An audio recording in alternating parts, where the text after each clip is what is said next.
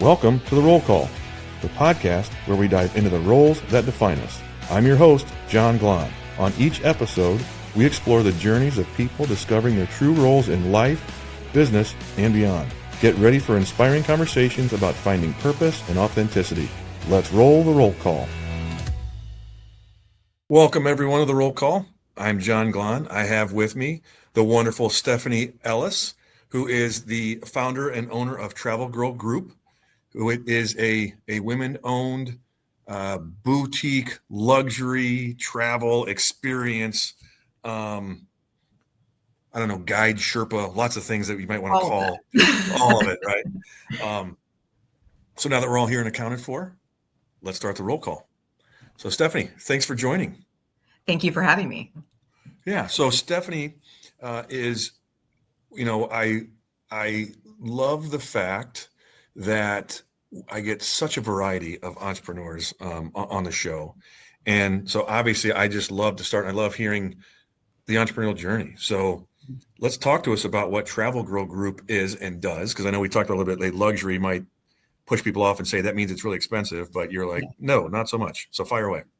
So, we're a boutique luxury, whatever you want to call us, all service agency downtown Lafayette. We're kind of, I guess, a little bit of a dinosaur anymore because most agencies are online based. But I started Travel Girl because I'm very passionate about the relationship behind the business. And so that allows us to have somebody sit, in our office across the desk. Let's have a cup of coffee. Let's, really talk about this. And the reason behind that is because then we can really kind of play private investigator and pull out exactly what the client is wanting through conversation. And then we can craft the perfect trip for them, no matter what it is. So, it's so funny because, well, one, my family, we never, where I grew up, like there wasn't travel, right? If we traveled, we're getting in the station wagon and, at best we're going to go to Cedar Point. I grew up in northern Indiana. So there apparently is more than corn in Indiana, but I don't know what was beyond that, right? So growing up, but we always heard about a travel agency and I thought that was so cool to go do that. Well, then when I actually started having my own scratch in my pocket to go do travel, the internet was here and it was about me searching down and hunting down whatever we were doing, and not very imaginative, but it's like, hey, we're going to go to Florida. Okay. We're going to this city. Okay. We'll get a hotel. Okay. We'll get a flight. Okay. And then the rest is there. Right. And now me, 4 kids later, and, oh boy, she's going to kill me. We're at 18 years later, marriage wise, we still do it that same way. Yeah. And a lot of people do. Yeah. And so I love, tell me more about how actually I love this part where like it feels like you're getting a relationship in order to know what in the world to do other than booking a flight and a hotel. Yeah. So in its basics, travel is exactly what you were just talking about, booking a flight, booking a hotel. But my theory is when you travel should change you. And it really can't change you that much when you're talking about, just booking a hotel, because those are the logistics behind it.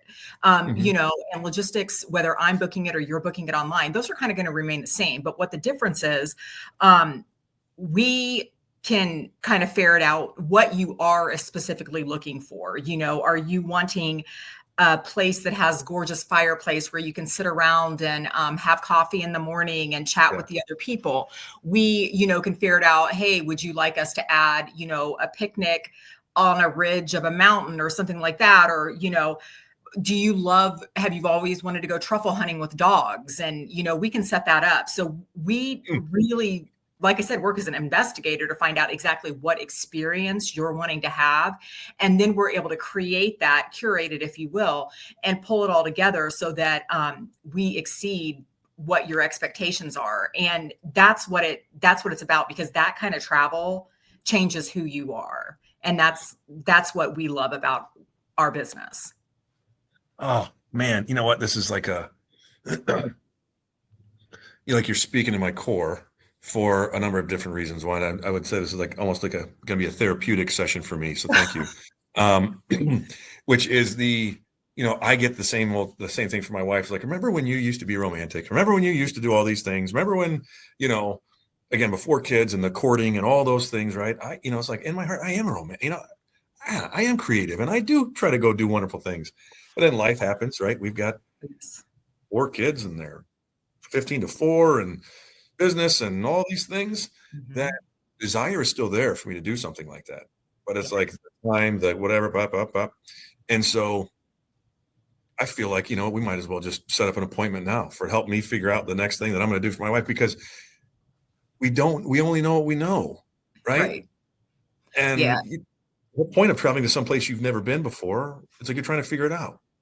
It is, Right. and then there are the other things too that like, even if something simple like you want to go to a Caribbean island, and in February we're always inundated with, hey, I want to go someplace warm. I don't care, just send me someplace warm, and you can go to Expedia or whatnot, book an all inclusive and all of Yeah. that. But what we know that you don't know is that maybe certain areas of that resort smell moldy, or it's not kept up as well as what the picture, because the pictures online are so deceiving.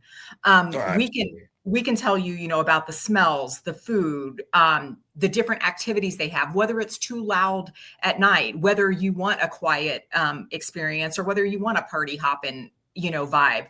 It's Yeah. like my team, they're so well traveled that we personally know and we can tell you, so that we can put you in the place that's going to make you happy without wasting tons of time on the internet. Yeah. Wow. So, you're in using your words, right? A dinosaur type of industry. So how are you staying relevant? What's different? Well, I think that what makes us different is our service aspect, and the fact that, all of the clientele that comes into our building, or I mean, some of them obviously we meet via phone or whatever, Zoom, Yeah. but each and every person matters to us.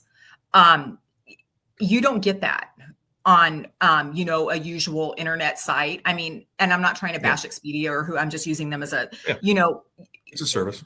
it's a service. Whereas, our clients matter to us.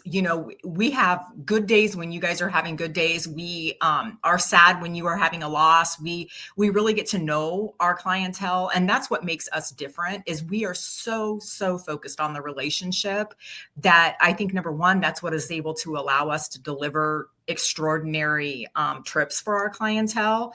But Mhm. it creates kind of that family that we have with our clients. And I think that's what the secret sauce is. Wow.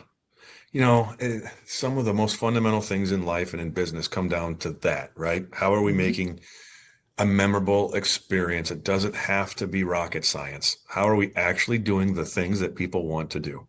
mhm. It's amazing, right? But executing that's the hard part, especially when you add people. So actually, let's back it even up further. Sure. How did you get into this? How long you Oh, been doing it? so God, now you want me to age myself.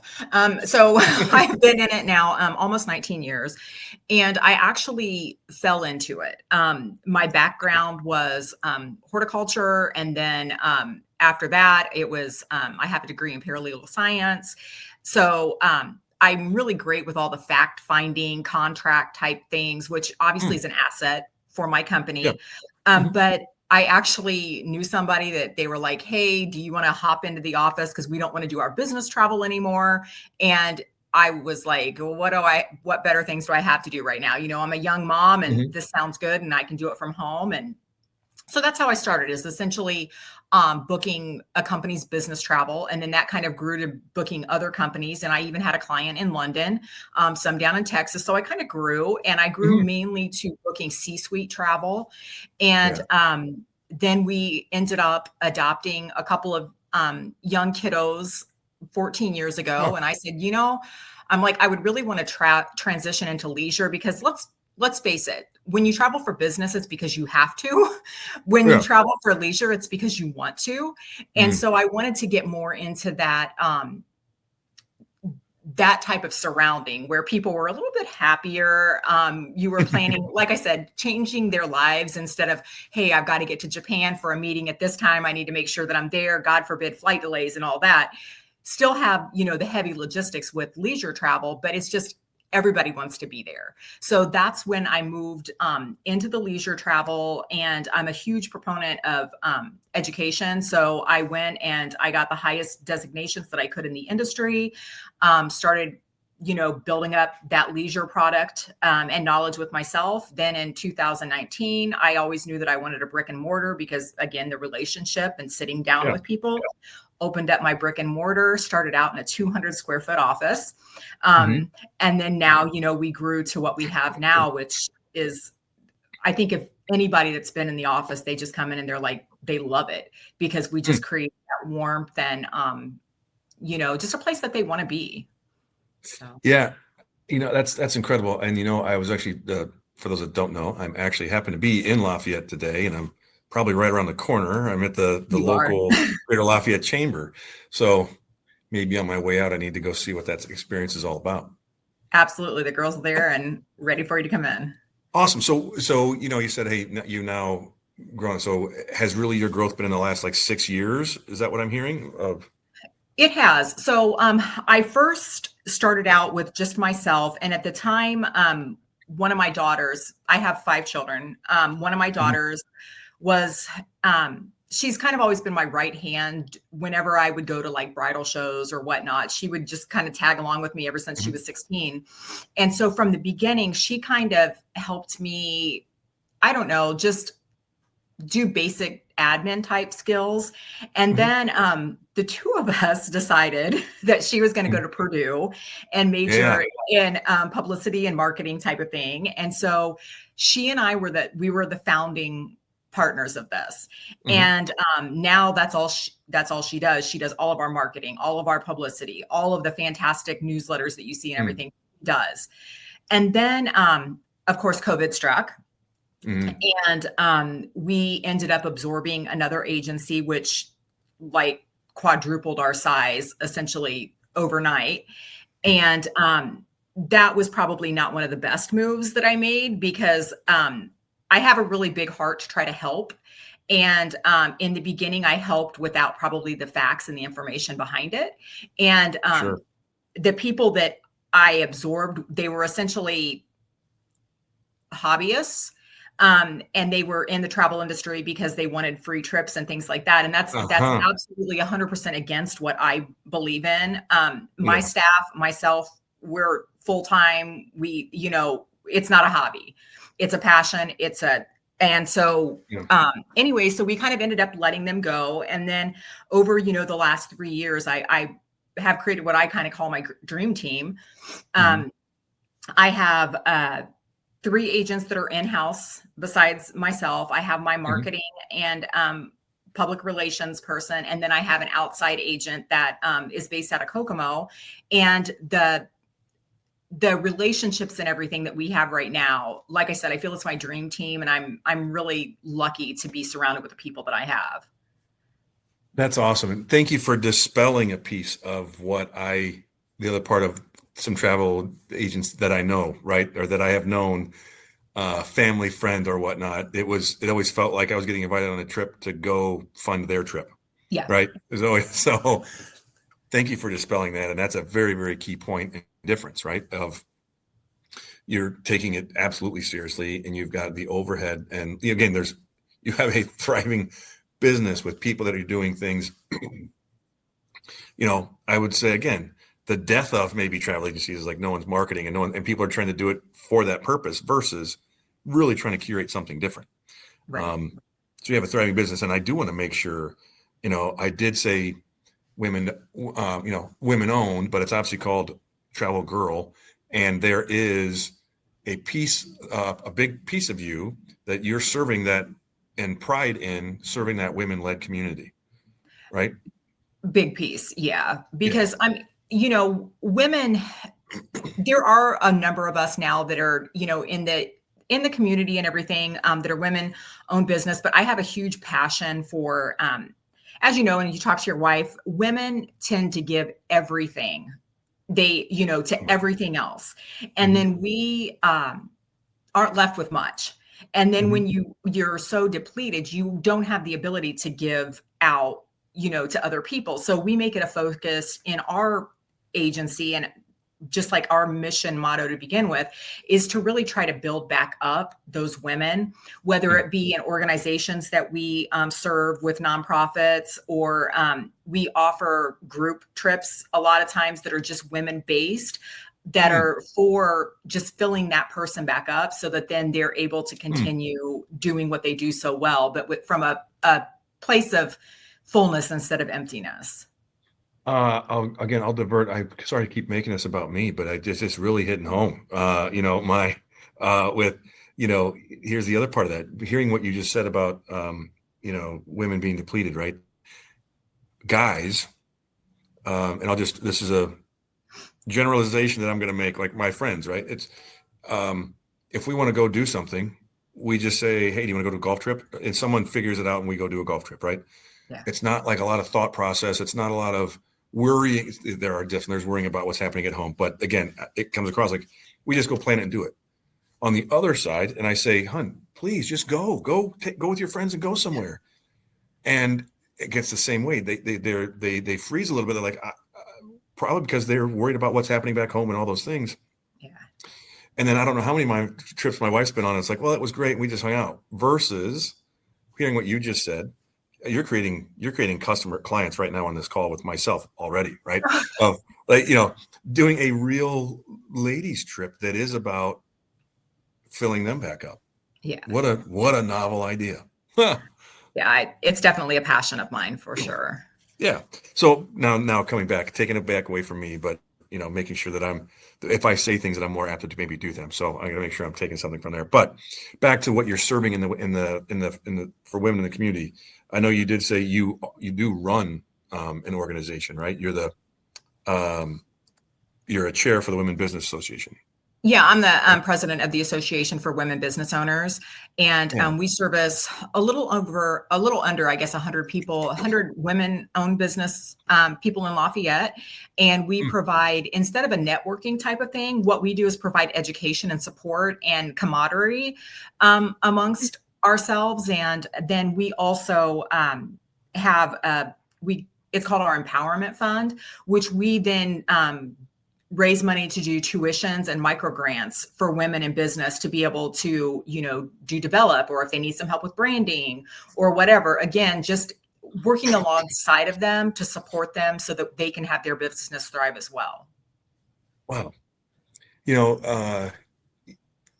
said a couple things there, right? For classes or training or et cetera about entrepreneurism. Did you have any of that? No. Not a lot. Luckily I'm a very, very inquisitive person. And so I just dive deep in everything I can and everything I did. And of course, along the way, you make some errors, but I think that errors are best training because then you do it wrong, then you do different and you do better. And so, yeah, I would say that I've always had an entrepreneurial mindset, but definitely self-taught. Right. Not many of us get a chance to learn from someone else in the entrepreneurial world, right? Right. We tend to put our nose down and just work hard, and that tends to work out because we have a passion for what we're doing and why, and what we're trying to serve or what value we're creating. That one, we either don't have time to stop and think about what's possible. Or most of us in the entrepreneurial world, our gut is what got us here. Oh, absolutely. So that's what we just continue to use. Yeah. Right. And I believe that. I mean, like you said, in my business, I go with my gut. I've trusted it, for almost 20 years, and it's steered me in the right direction. So yeah, I think that that's the best thing you need is intuition and gut and grit and, your passion, and you got it. Yeah. So back to, as you brought in the roles that we play outside of, one, I think is interesting is to explore, one as a mother of 5, by the way, that's almost insanity. But running your own business, being a mother of 5, talk about, how your role has shifted through those, even in the business and potentially at home. It's shifted a lot in some various ways. My husband and I, we've always been, I excuse the term, but kind of balls to the walls business people. We're very, very focused. And then Yeah. I had mentioned earlier that 14 years ago, we had adopted a set of twins. And that kind of changed our life. Well, it did change our life. And then it changed our Mhm. daughters because our daughters, we have twins that are 29, we have a Mhm. 26-year-old, and then we have twins that are 14. And then my husband and I Mm. are actually raising a 2-year-old right now as well. Um, Wow. and our 14-year-old twins came from a really, really rough situation where it focused our entire family on being more aware of what's going on in our community and we came to a point that we felt responsibility for our community and wanting to do better. And so our girls actually during that period of time, they were in university and everything, and they went from, degrees of computer science and teaching, which is a very, admirable profession, to, Mhm. social work, that type of thing. And so that really changed our family and in fact our business and the way that we operate, and because it just really really drove home the importance of relationships even more to us, and the fact that our business is so very personal to us. And so our family, the adoption and everything, that has a lot to do with who we are as people and as who we are as business owners. And then to take off, after Arnie Cohen, I've always really, really believed what he said, you take care of your community and your community is going to take care of you. So all of that really ties into who we are as a family and then also as who we are as a business. Wow. One, thank you for being a steward of changing someone's life.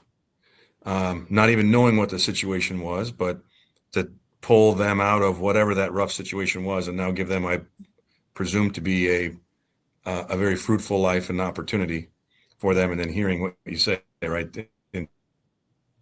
in shifting you, um, that's got to be a hard decision, a hard thing to do, right? I mean, I've had my own children, and young, and when we're tired, and um, we've been out of this phase before, right? We got a gap in between our kids. And so then we're in diapers again. We're like, what are we doing? And that's our own Yeah. family. That's our own blood, right? I mean, talk to me about Um, how you decide a lot that, of people, right? a lot of people actually, we get this question a lot because the situation with our older twins, it was, I mean, it was rough. My son had 14 skull fractures. My daughter had never been touched. There was just a lot to go with that. And so all of us kind of rallied around, and they had up to 27 therapies a week at one point Mm, to make them whole again. And so it's been a labor of love this whole time. And then, almost a year ago, this little little girl popped into our lives, and we didn't have responsibility to her or ties or whatever, but all I knew is that she was in a bad place and she needed help. And so we just welcomed her into our family, and now she's going to be a year old next month. And for us, it's not an option. mm, um we all we want are for these guys to, have amazing lives that, for whatever reason their parents aren't able to do right now, but we can step in and help. And with the little girl, we have a pretty good relationship now with her mom, and so we're trying to introduce her, back into that a little bit, but still obviously making sure that she's safe, well taken care of and everything. And mm, that is a question we get asked a lot. It's like, why is it your responsibility? My question is, why is it not? yeah. It, because somebody needs to step up and somebody needs to take care of our future.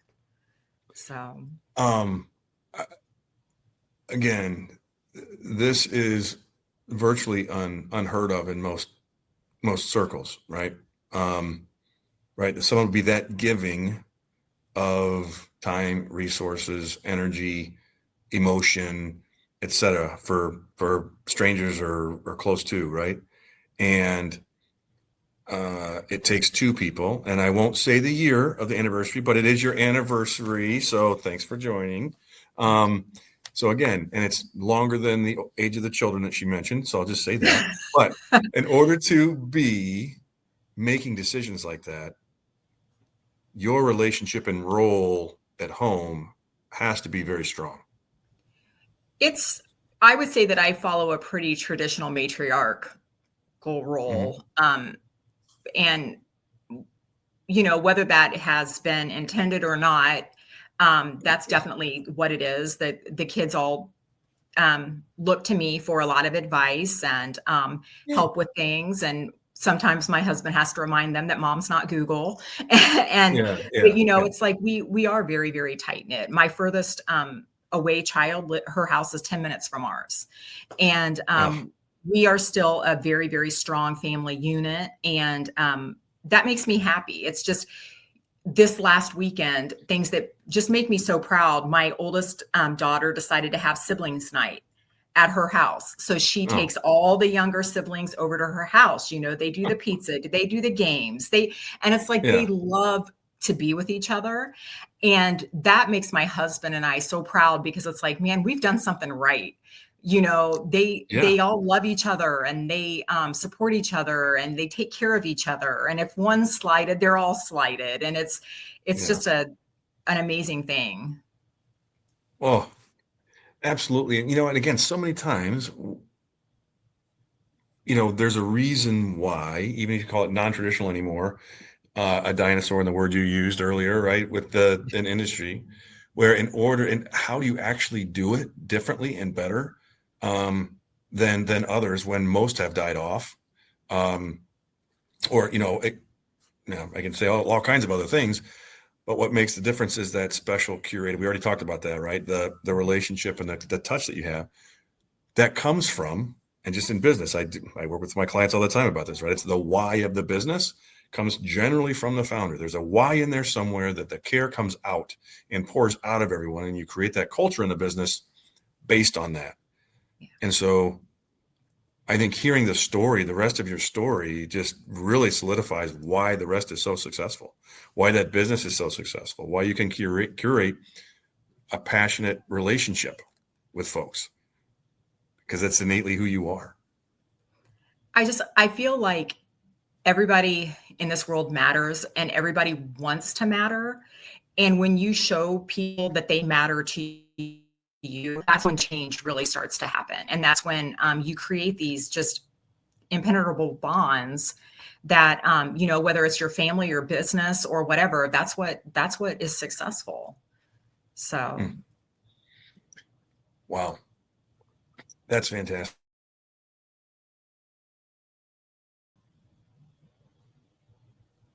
oops. It was, and it was.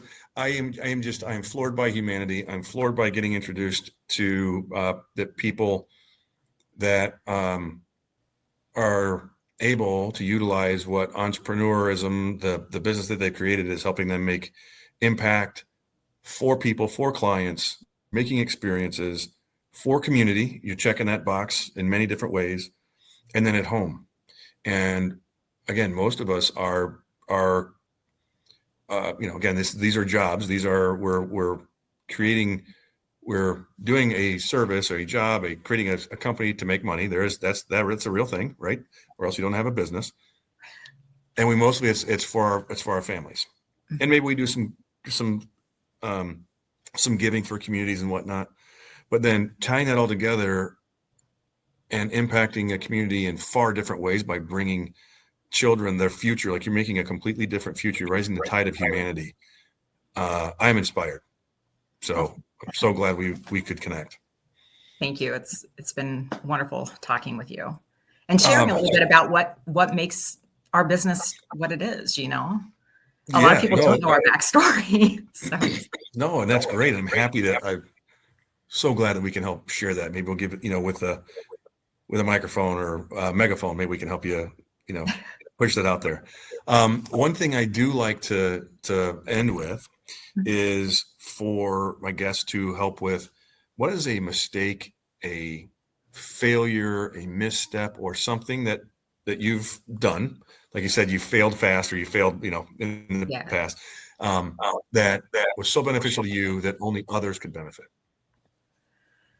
I would say probably the biggest failure that I will chalk up to is we grew fast, and Mhm. in doing that, I didn't spend a lot of time on my systems. And Hmm. I know that's boring stuff, but No. if you don't have a great foundation and process and your systems that you use, scaling quickly is rough. I mean, so it's like I really recommend that anybody spend some time on your foundation, getting your systems that not only work but also will grow with you. That is Hmm. so key than to try to fix everything once you're busy, because when you're inundated with clients, with requests and everything else, and then you're trying to make the back end work to the level that you're needing to work, it's rough. So spend that time in the beginning, I guess, so Oof. that when you do scale, you can just take it and run. Awesome. You're speaking to my heart and the audience as well. What can you share, like, what have you used to correct that? Or do you use a system now, or is it just more of you have Um, processes? Without process, but with our industry, it's a little bit different because it took a while for us to find the perfect CRM that Oh, worked, because travel is so nuanced with what you mhm. need with itinerary builders and everything else. And so we finally found one that works well for us, that's going to be able to grow with us. But Oh, it was a very painful situation, because when you put that much data into a business and then you think about changing it, I should have probably changed a few years before I did, but I was just like, "Oh my mhm. gosh, this is so much of a headache. I don't want to It's do this." painful. Exactly. And so now we're in the new one. Everything has been merged and converted, and so we're running at, full speed again. But that's Awesome. the thing, is you've got to make sure that your basics are taken care of before you try to run. I love it because most people just go, right? And we'll figure it out later.